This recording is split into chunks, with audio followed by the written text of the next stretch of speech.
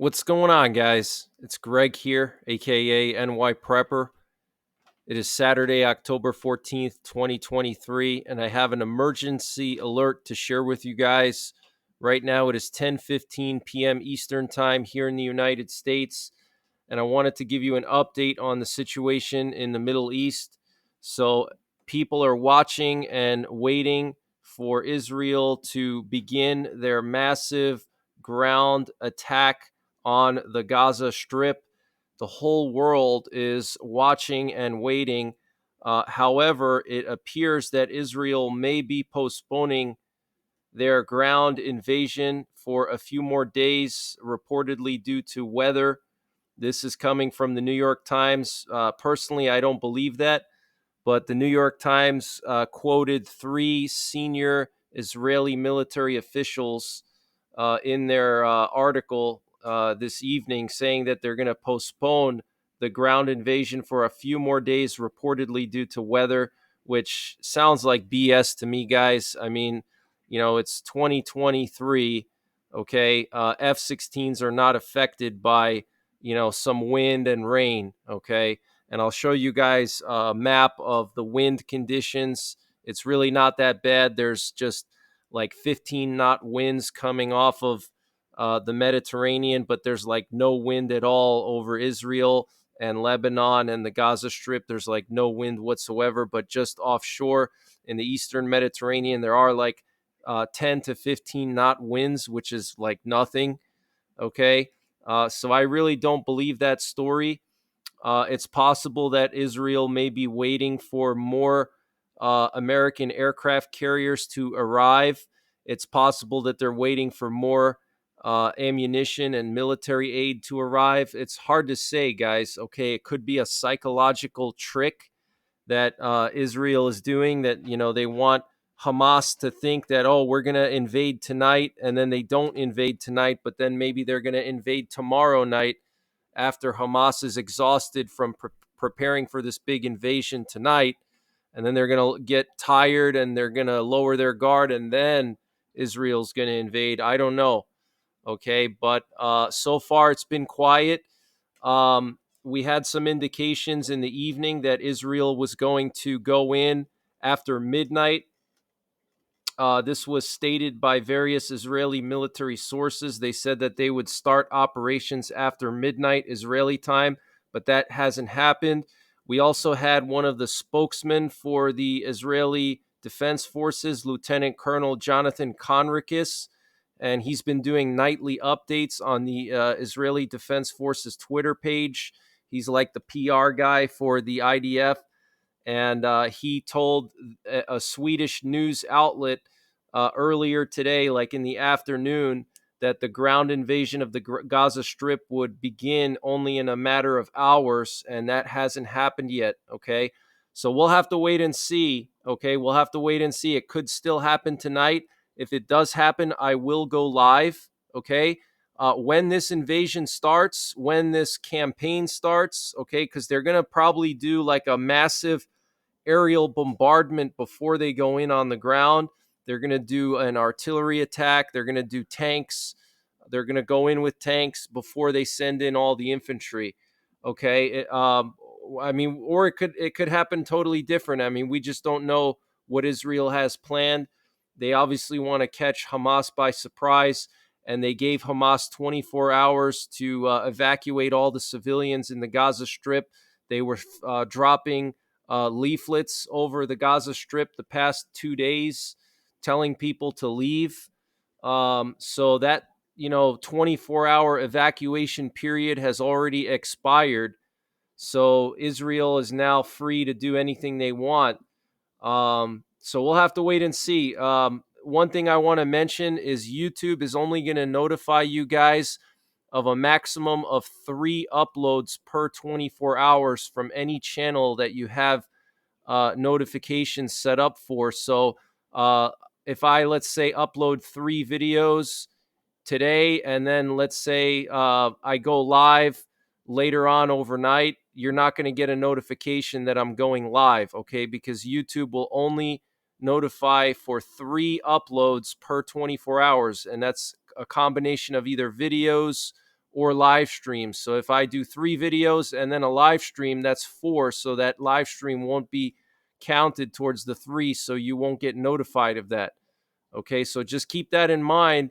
You may want to periodically check my channel, every hour or something, or every 2 hours, whatever. Just check and see if I'm live, okay?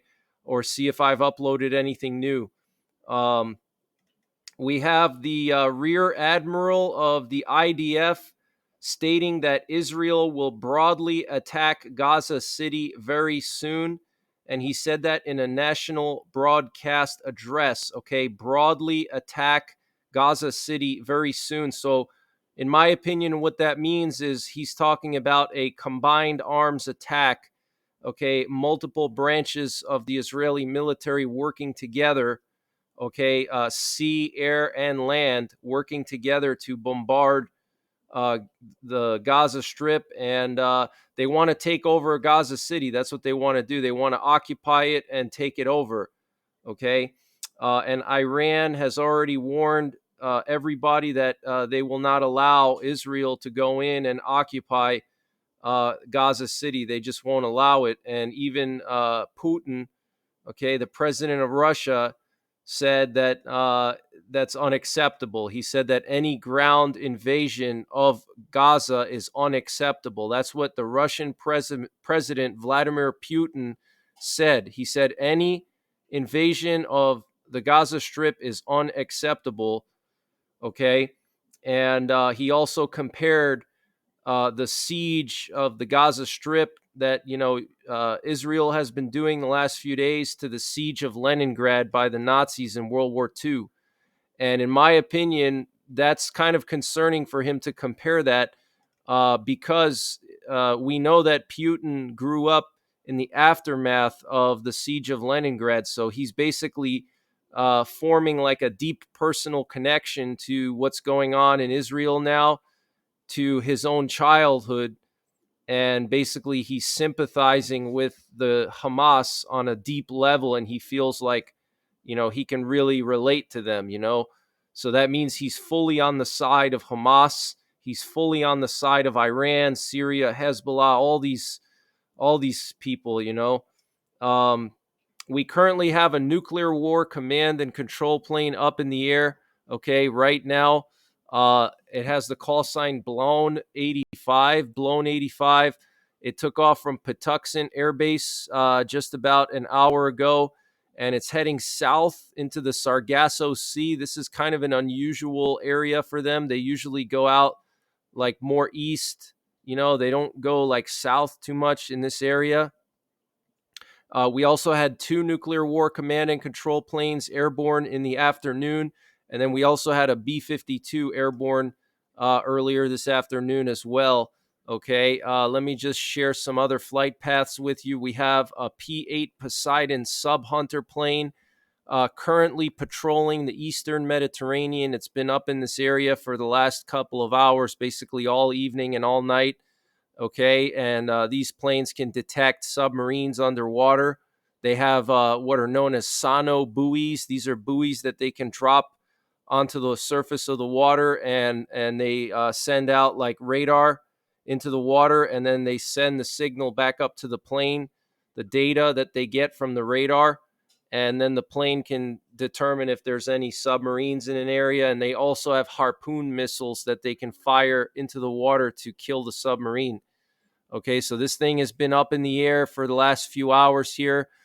Here are the 2 nuclear war command and control planes that were airborne in the evening. Okay, and these planes are responsible for communicating with our nuclear armed submarines and also our nuclear bombers. They transmit what are known as emergency action messages and emergency war orders. An emergency war order is something that I hope I never have to live through, because that's the president giving the order to launch nuclear weapons. So these planes are responsible for transmitting the launch orders for the nuclear arsenal of the United States to U.S. ballistic missile submarines and also to nuclear bombers. And they can also remotely launch all of our Minuteman III ICBMs in case ground-based command and control gets wiped out. So you can think of these planes as like a backup. Okay, if ground-based transmitter stations and ground-based command and control gets wiped out, these planes function as like an airborne transmitter and an airborne command center. Okay, to launch missiles and transmit launch orders. And we currently have a U.S. Air Force VIP plane that took off from Ramstein, and it's heading towards Israel, and it's accompanied by an Italian Air Force C-130. Okay, these planes are going straight to Israel. They probably have some kind of VIPs on board, probably generals of some kind, American generals. I don't know if it's going to land in Cyprus. I don't know if it's going to land in Israel. I'll have to update you guys on that in the next update, probably tomorrow. But this is pretty interesting. And here we have a French government plane leaving Tel Aviv and heading to Paris. Okay, and probably has some VIPs on board, diplomats and things like that. Here we have some British C-17 Globemasters. They've been going back and forth from Europe to the Eastern Mediterranean, probably hauling supplies back and forth. They're supplying Israel with weapons and military aid, and they're also bringing supplies for those aircraft carriers. Okay, because we have one aircraft carrier that's there now, and it's 100% confirmed now that the second aircraft carrier will be going to the Eastern Mediterranean. Now, it just took off from Norfolk Naval Base, and I did the calculation, and it's 6,000 miles in a straight line from the Eastern Mediterranean to Norfolk Naval Base. And an aircraft carrier can top out at 30 miles per hour or so. So, doing simple math, that means that this second aircraft carrier, the USS Dwight D. Eisenhower, is not going to get to the Eastern Mediterranean for at least 7 to 10 days. Okay, and I don't think Israel is going to wait that long to start their invasion of Gaza. Okay, so 7 to 10 days for that second carrier to show up. All right, and here's an official statement from the Defense Department. Okay, and so Lloyd Austin, the Defense Secretary, officially confirmed it today. You can see the date here, October 14th. I have directed the USS Dwight D. Eisenhower Carrier Strike Group to begin moving to the Eastern Mediterranean as part of our effort to deter hostile actions against Israel or any efforts toward widening this war following Hamas's attack on Israel.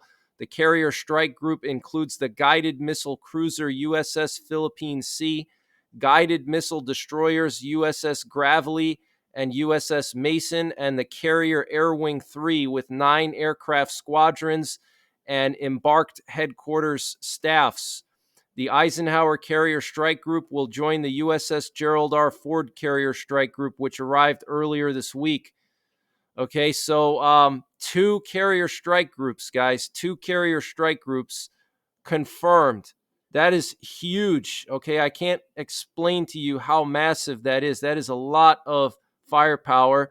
They also moved 24 F-15E Strike Eagles, which are nuclear-capable fighter jets. They're the only fighter jets in the U.S. Air Force that can deploy the B-61 Mod 12 gravity nuclear bomb. Okay, and these nuclear bombs have a special guidance kit that steers them to targets, and they're very, very accurate. And as a result, they don't need a very high yield.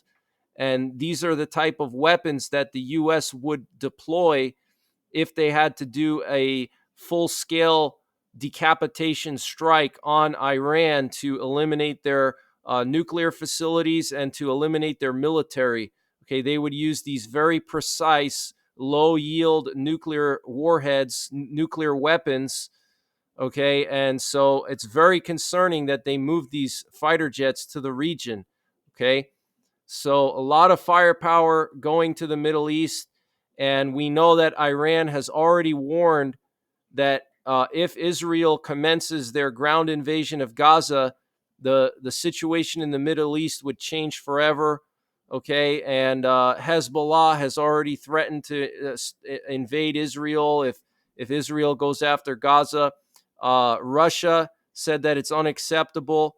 Okay, so get prepared. Okay, this situation is escalating by the minute, by the hour. It's happening very, very fast, and you're not going to have a lot of time to prepare. Once things kick off, it's going to be too late.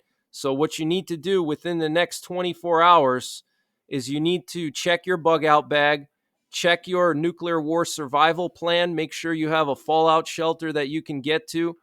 Okay, if you're unsure, check some of my nuclear war survival videos. I'm going to leave links to my nuclear war survival videos in the top right corner so you can browse the ones that will help you the most. I'm going to cherry pick my most useful videos in this situation and leave them in the top right corner of this video. Okay, you need to have a fallout shelter. You need to have a bug out bag. You need to have a plan. Okay, and you need to have self-defense tools, especially in the coming days as this event escalates. There could be terror attacks here at home, so you need to be alert, especially if you physically go into an office and you have to physically go to a place of work where you're in a big city or some kind of crowded population center. Okay, so make sure your firearms are zeroed. Okay, check everything, double check everything. If there's anything you need, go ahead and buy it now. Okay, top off on some of your supplies. I recently did that. Okay, because once the general population here in the US, the average Joe, once they realize things are escalating, they're going to panic buy. Okay, and it's going to be just like during the pandemic when you couldn't find ammo, you couldn't find anything. Okay, everything was sold out. That's what's going to happen if this escalates. So get everything you need now. Okay.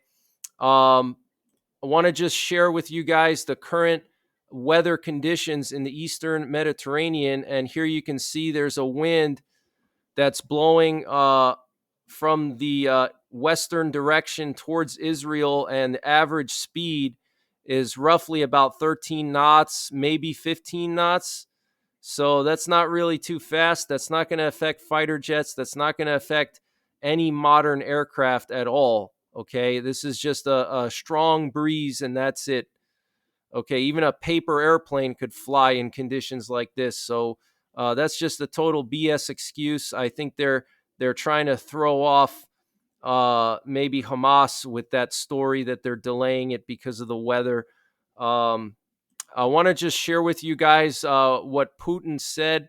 We have a video of Putin speaking about how the siege of Gaza is the same as the siege of Leningrad during World War II. So let's just listen to this clip real quick. Говорится о том, что вот в отношении сектора Газы могут быть приняты меры. There is talk of military and non-military measures being taken against Gaza. Невоенного характера, такого же плана, как и as was the case during the siege of Leningrad in the Second World War. Во время блокады Ленинграда в ходе Второй мировой войны. We know what that means, don't we? Но мы же понимаем, с чем это связано. И, на мой взгляд, это неприемлемо. And I think it is unacceptable, okay? So, we could be looking at Gog from Ezekiel 38 and 39. This could be Gog right here staring at us, okay? This could be Gog, and this could be the beginning of the Magog invasion of Israel, because once Israel goes into Gaza, it's possible that then all these countries are going to then attack Israel, I hope that doesn't happen, guys, but we'll have to wait and see.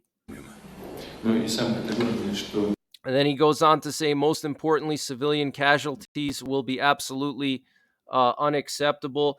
We have some breaking news that apparently Iranian heavy equipment was spotted being moved towards the southwestern part of Iran near the border of Iraq. And there was some video footage that was posted to social media, but I cannot share it here because I can't confirm 100% that it's legit.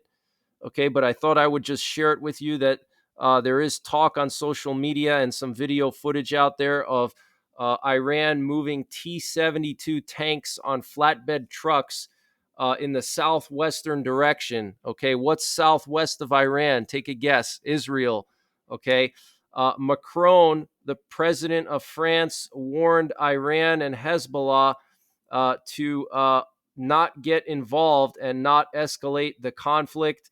The Aleppo International Airport was targeted again by the Israeli Defense Forces this evening. It was targeted 2 days ago, and they hit it again with two missiles, and the airport is totally out of service now. Okay. So a spokesman for the Israeli army said the Israeli army targeted Iranian militia sites in the Syrian province of Aleppo, and the Aleppo International Airport was subjected to an airstrike that targeted the airstrip with two missiles. Okay, so they targeted Iranian militias in the Syrian province of Aleppo, and then they also hit the international airport. And it's good that they did that, because if they didn't take out those runways at the Aleppo airport and the Damascus airport, then you know what would happen? Russia and Iran and all these other countries backing up, these players that are fighting against Israel, they would just keep funneling in weapons and equipment to reinforce Hamas and reinforce these groups that are fighting against Israel.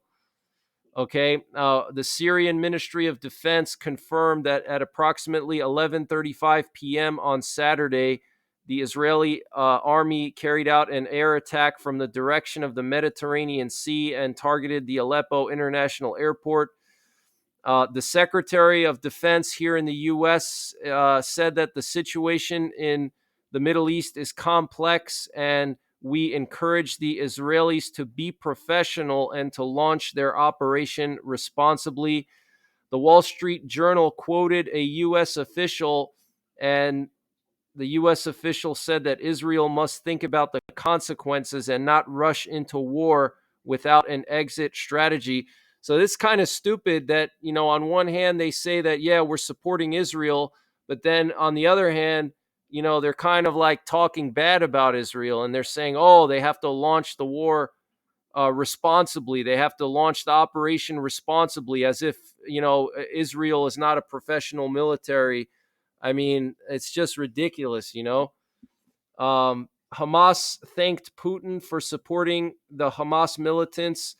And they said, and I'm going to quote exactly what they said: "We in the Islamic resistance movement appreciate the position of Russian President Vladimir Putin regarding the ongoing Zionist aggression against our people and his rejection of the siege of Gaza, the cessation of humanitarian aid supplies from it, and the attacks on the civilian population there," the militants said. All right, so Hamas is now officially thanking Putin for siding with them, which is what he's doing. He's siding with Hamas because he does not like Israel. He does not like the United States. во время Okay, and this is a guy who everybody says is a Christian and somebody who's going to save us from the New World Order. How could he save us from the New World Order if he's going up against Israel? Okay, there's just no way. All right, especially considering what Hamas did to the Israelis in this recent attack. I mean, the barbarism and the savagery, it's just, I just can't understand it. How you could sympathize with that. Okay, these were the most savage, barbaric attacks on Israel, I mean, since World War II. Okay, we haven't seen anything like it since World War II, honestly. All right, over 1,000 innocent Israelis, okay, massacred in the most brutal ways. All right, and Putin is saying that Israel is the one that's the aggressor here, and that it's unacceptable, and that it's comparable to what the Nazis did in World War II to Leningrad. I mean, just absolutely insane. Okay. Um, Russia is asking the UN Security Council to vote on Monday on a draft resolution for an immediate truce between Israel and Hamas. Okay, so we'll have to wait and see what happens. I'm sure the U.S. is going to veto that. And the first German military flight to evacuate German nationals has left the international airport in Tel Aviv. So, Germany is starting to evacuate their people. So I'm going to continue to update you guys. And if this campaign or operation or invasion begins sometime tonight, I will go live. If not, then I'm going to go live whenever it starts. Okay, so you can count on me. If this thing kicks off tonight, I'll go live. If it kicks off tomorrow, I'll go live. If it kicks off next week, I'll go live. Okay, so whenever this thing kicks off, I will be doing live coverage. Okay, until then, I'll be doing video updates for the most part. Because it's the quickest way for me to condense information and get it out to you. So this way you can get a lot of information in a short amount of time in a short video. I can squeeze a lot of information into these short updates, versus like a 2-hour live stream. And tonight's update was sponsored by My Patriot Supply. If you use the link in the description below this video, which is preparewithNYPrepper.com, you can get 25% off of their 3-month emergency food supply. This is freeze-dried food that has a 25-year shelf life, and it comes sealed in 6 rugged water-resistant buckets. They're about the size of like a 5-gallon pail, and they're very good for people who have limited space in their home, because you can have these 6 buckets and you can literally fit them in a small closet, and you have 3 months worth of food. It's freeze-dried food. So it has a 25-year shelf life if it's stored in temperature stable conditions. You have to make sure you keep it at like room temperature for the most part, and you don't open it. Okay. So I highly recommend this 3-month emergency food supply. They also have a 2-week emergency food supply, which is great for nuclear war. If there's a nuclear war, you have to shelter for 2 weeks before the radiation subsides. So while you're sheltering, you're going to need food. Okay, this 2-week emergency food supply is an excellent item to keep in a fallout shelter, keep in a basement. It's good for somebody who's just getting started into prepping and doesn't want to commit too much financially in it. So that's pretty much it, guys. I'll keep you updated. Take care, God bless, and don't forget the 3 Ps: prepare, practice, and persevere.